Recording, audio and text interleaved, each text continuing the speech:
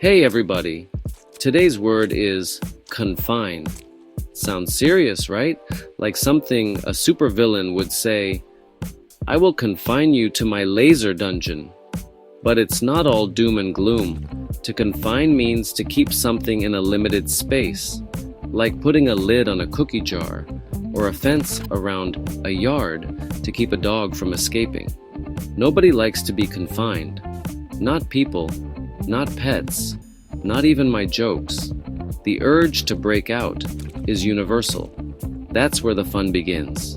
And to show you what I mean, let me introduce the ultimate escape artist, my cat, Bartholomew. Bartholomew doesn't believe in limits. Closed doors?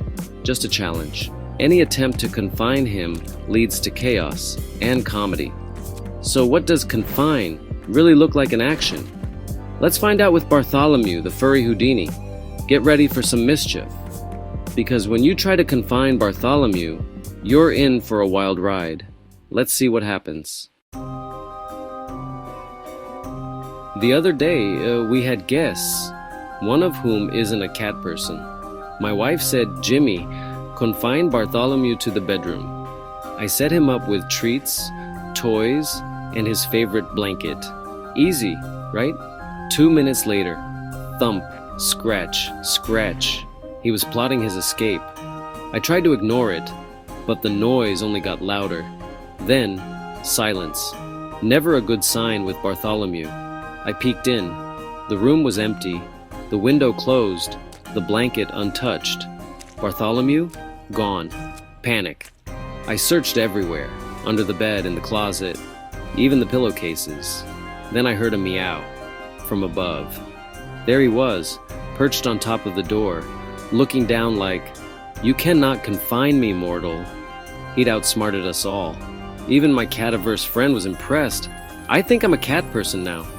Bartholomew had defeated the very idea of confinement. That's his superpower, and he wasn't done yet. Last week, I got a giant cardboard box. Perfect for a cat fort, right? I made a door, tossed in a toy, and waited for Bartholomew to move in. He ignored the door, eyed the top, and launched himself onto the box. With claws and determination, he chewed a hole in the roof, a custom sunroof. He refused to use the entrance I made. He had to make his own. Bartholomew's message, you don't confine me. I confine myself, on my terms. It got me thinking. We all try to confine things, ideas, diets, even essays. But like Bartholomew, we find ways to push boundaries. Sometimes the best ideas come from breaking out of the box. Literally, we all want a little sunroof in our lives. That's where creativity lives. And that's what makes life interesting. So, what does confine mean? It's about limits, physical or mental. You can confine a cat to a room or confine your essay to a topic. Sometimes, confinement is necessary. Zoos, airplanes, even stories need boundaries.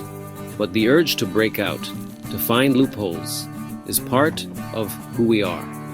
Bartholomew taught us limits can spark creativity and laughter. Confine sounds restrictive, but it's also a challenge, a game. So remember, confine means to keep within limits. But don't let anyone confine your curiosity. Keep learning, keep laughing, and keep exploring. Thanks for joining us and Bartholomew today. Hit like and subscribe for more adventures. See you next time.